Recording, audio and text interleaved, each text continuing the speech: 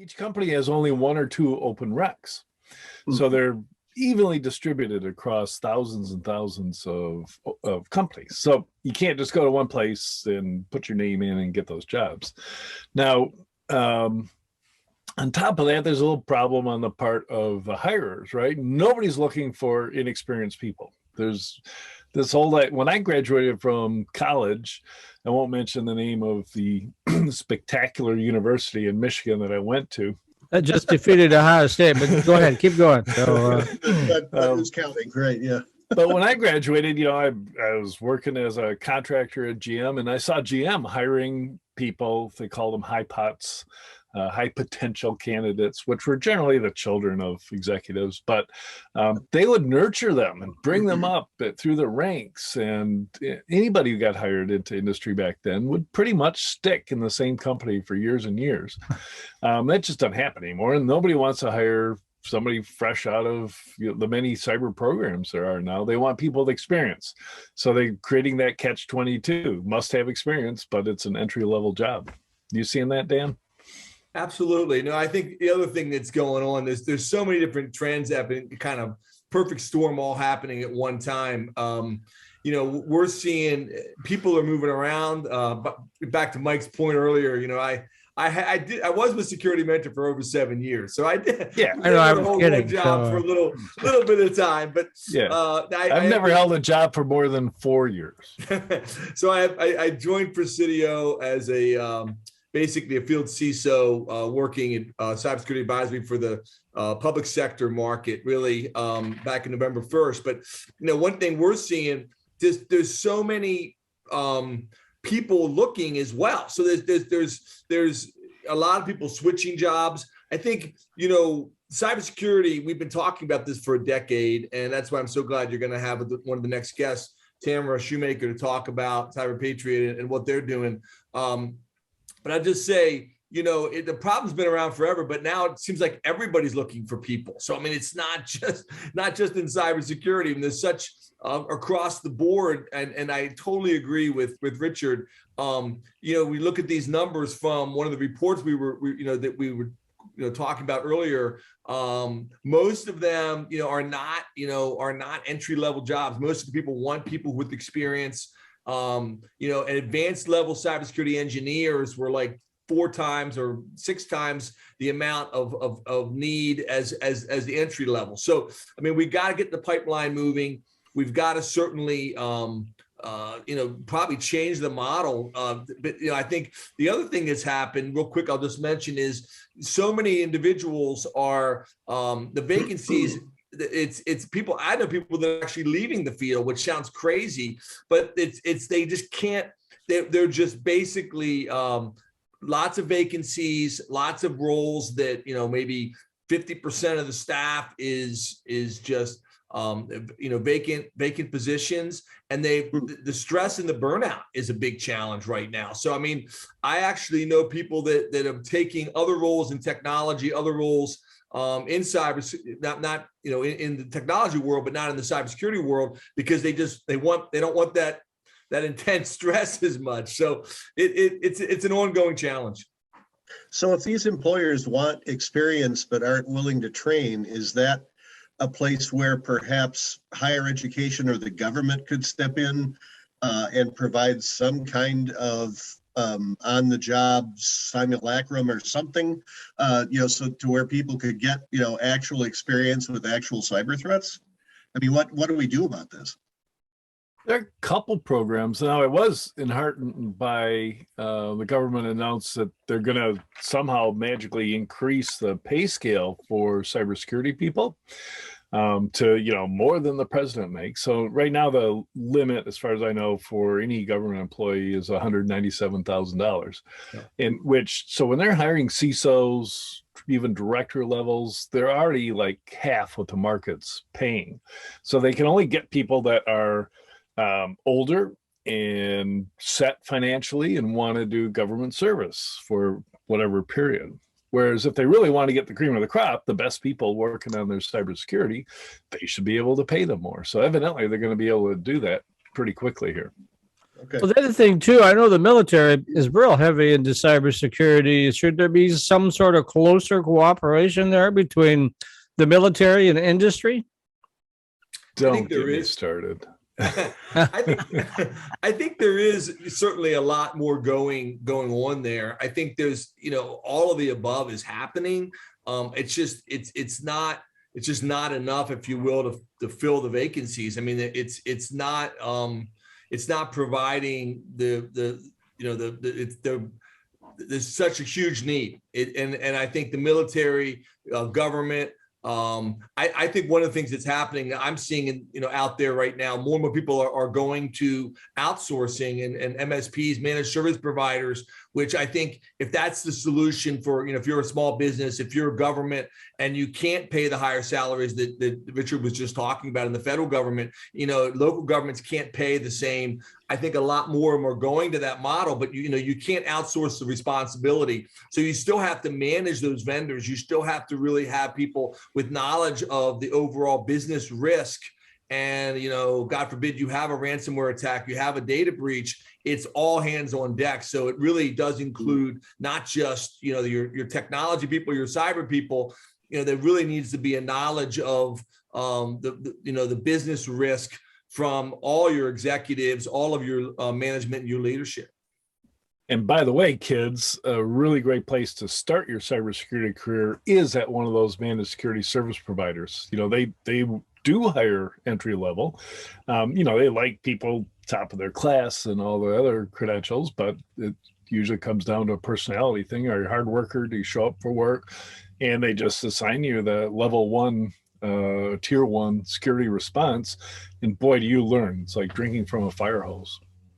Yeah, I know a couple of young people that started out with economics or business degrees at large corporations and wound up getting trained in data security, IT security, that kind of thing at their employer. So I know that's another way into the field. Yep. Or they can just buy Cyber Mayday and learn all about it from one of our pros here. I'm shilling for you there, Dan. So, how long has this book been out on the market? It just came out. Cyber Mayday and the day after.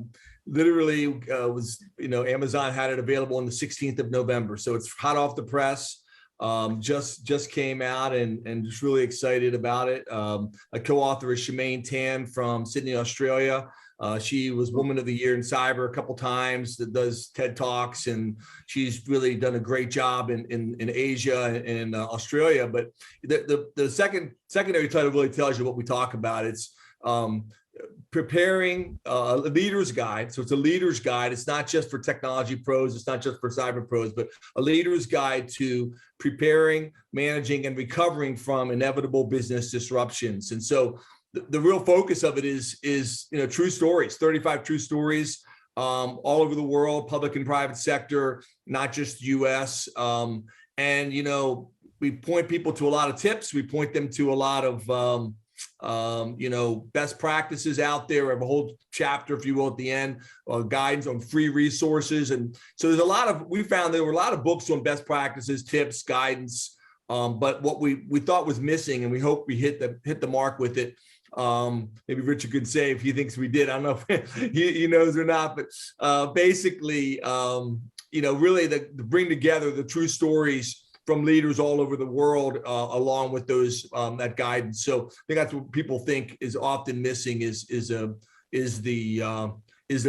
bringing those two together. So that's what we really cover in the book.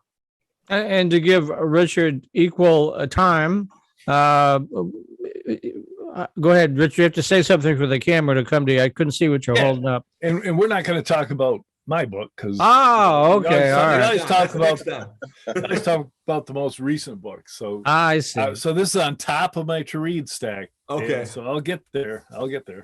Okay, I was going to let you throw out your guide every year that you put out for all the various cybersecurity, the yearbook. If you want to mention that. Yeah, I was going to ask you when the 2022 edition is coming out. 2022 edition comes out May 25th.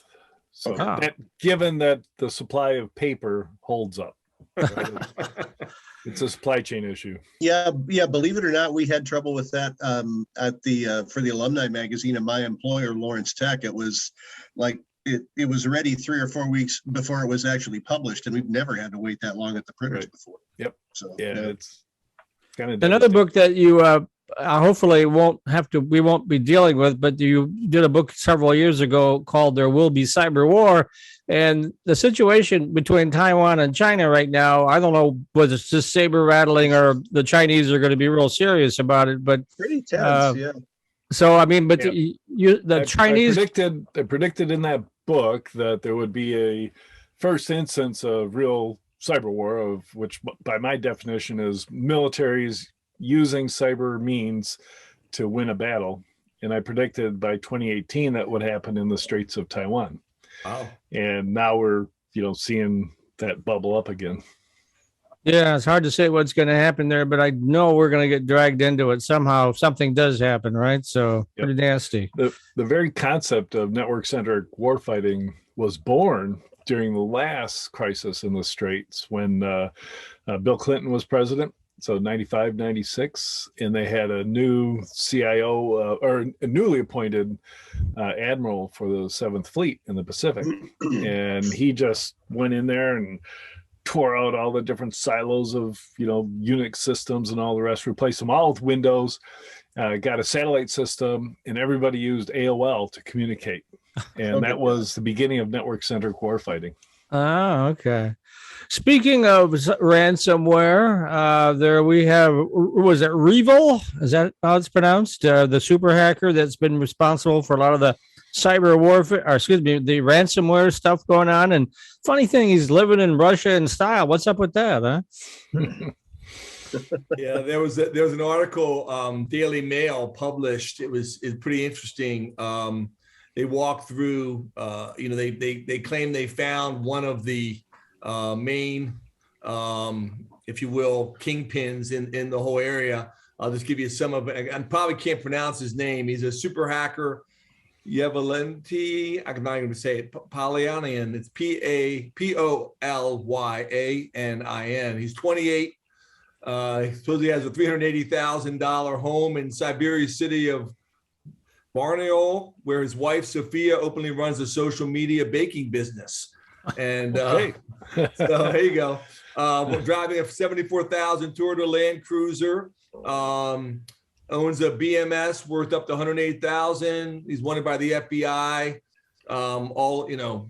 Tracking him down, alleged to be an affiliate of REvil and the gang, and the FBI has reportedly seized more than 6.1 million of his ill-gotten gains, with a reward of up to 5 million for information leading to his arrest. So I don't know if the Daily Mail gets any money out of that or not, because he's apparently behind enemy lines, I guess. Russian records show that he was registered as an individual entrepreneur involved in development of computer software as an IT consultant. And the country bars extraditing its own citizens, which means he can only face justice in Russia. So that's some of the headlines from that. But a pretty interesting article in the Daily Mail. It had an exclusive, and they claim they tracked this guy down. So we always hear that, why aren't these guys brought to justice? And it's always interesting. I'd love to hear Richard's view on it. I love it when the FBI has a sting operation and they induce the bad guy to travel to an extradition friendly country, and then they arrest him as soon as he gets off the airplane. And I can say I think there are no cases of women being caught that way. But by now, they blew the cover off of him, so he's probably not going to be traveling anytime soon. But should be careful if he goes near the border with Finland. They can just step across there and nab him. Another on the ransomware side, another report came out that toted up the total ransomware fees, the ransoms that have been paid in 2020. And it was $400 million, which, the industry's done a little disservice by constantly inflating the amount of cybercrime there is. Way back 20 years ago, there was a woman from Colorado who said cybercrime was a $100 billion industry, which was baloney, right? And we keep hearing numbers, big numbers. So $400 million doesn't sound big to us anymore, but that's huge. That's $400 million going into the pockets of 28-year-olds living the high life in Eastern Europe. And of course, it encourages many, many more people who would like to live a similar lifestyle. And it seems like easy money. So it just means that fuels the growth of ransomware. It's just no end in sight for it. One of the things that's hard to know too with those numbers is like how many are not reported, right? I mean, that's, I guess, you have to report it. And I agree with you, you know, still huge numbers, but one congressional report that I just read, again, all these reports come out with different, they said that there's more ransomware in 2021 already than the last 10 years combined. Sure. So I don't know what that equals dollar wise, but if assuming that was a congressional report, that's true. I mean, that's pretty scary that, you know, they talk about accelerating ransomware. It's definitely getting worse. So how do you stop that? Do you launch a counterattack against them or what? I mean, is there any way of doing that? Well, I just published on my Substack, which I now have, my analysis comparing to how we dealt with the problem of ransom of kidnap victims back in the 1800s, the Barbary pirates. And so the Barbary pirates had actually been acting as pirates and enslaving people on merchant ships for 200 years before, so from even the 1500s on. So just a scourge of sailing everywhere. And similar issues, you know, we even had Denmark, I think it was Denmark or the Netherlands, that first the union, the guild of people who worked on ships started collecting fees from everybody to pay the ransoms when they got kidnapped. And then finally, within even a year, the government imposed a tax on everybody in order to collect money to pay those fees. And we've heard recently, you know, calls for the U.S. federal government to pay ransoms, which of course probably is not going to happen. I hope it doesn't happen. Anyways, we went back and forth and on until first Jefferson deployed the Navy to the north coast of Africa. That kind of worked. It ended up with a treaty where for the next 20 years, the U.S. government paid a fee, basically tribute to the Barbary pirates to keep them from grabbing U.S. shipping. And then finally, a later president deployed the Marines to Tipperary and put an end to it. So my point is, it was a military incursion that was required to stop it. And so my warning to Putin is he better watch it, because he can only push the world so far. And maybe this will be at the same level. Interesting. Send the SEALs, right? So, yep. Okay. Well, I have zero trust that Putin will take care of this on his own. And speaking of zero trust. Oh, very nice segue, Matt. So yeah, I was going to say, how's that for a tortured segue? Let's talk about more and more zero trust technology being used to bolster cybersecurity. You know, it's just funny because I'm looking back at the executive order on cybersecurity that came out of the Biden administration last May, I think. Because I'm lining up all the dates. There was a whole bunch of shalls, and they have 30 days, 45 days, 90 days, 120 days to do various stuff. So I'm figuring out when those dates were and seeing how they're doing. But man, there was really explicit. Every federal agency will start to deploy zero trust architectures in a very, very short time frame. So I would like to know how that's going as well. And I think one report we were just talking about earlier, one report came out from Osterman Research saying that if you deploy zero trust architecture, it will increase your effectiveness by 144%. Now, where they come up with those numbers exactly, I read the report, so not quite sure where they come up with 144%. But I think that, it's clearly the buzzword. Everyone is, zero trust, eliminating trust for digital communications. I mean, really, and it's certainly zero trust principles you know, are clearly front and center for everything. It's the pixie dust. You're doing a lot of webinars. I know Richard does a lot as well. How you're applying that, how you're implementing that across your architectures. It just seems to be a rush to do that, you know, more and more across cyber industry worldwide. What I like about Zero Trust is when I was attending that fabulous university in Michigan, I learned the engineering concept of decoupling. And it's, you know, there's matrix algebra, and you can just basically break a problem up into two completely different sets. And Zero Trust removes networking from the security model. So now you don't have the network-based attacks, and you don't have to have firewalls, but it does require usually putting your workloads, your applications in the cloud or your cloud-like private data center, and then controlling access based on, you know, strong multi-factor authentication. And it's simpler. It does the job, protects the applications from even being seen. It effectively stealths them. So now, you know, limits the problem to attackers that have all the login credentials of a user, but they have to know about the application in the first place. So they may not.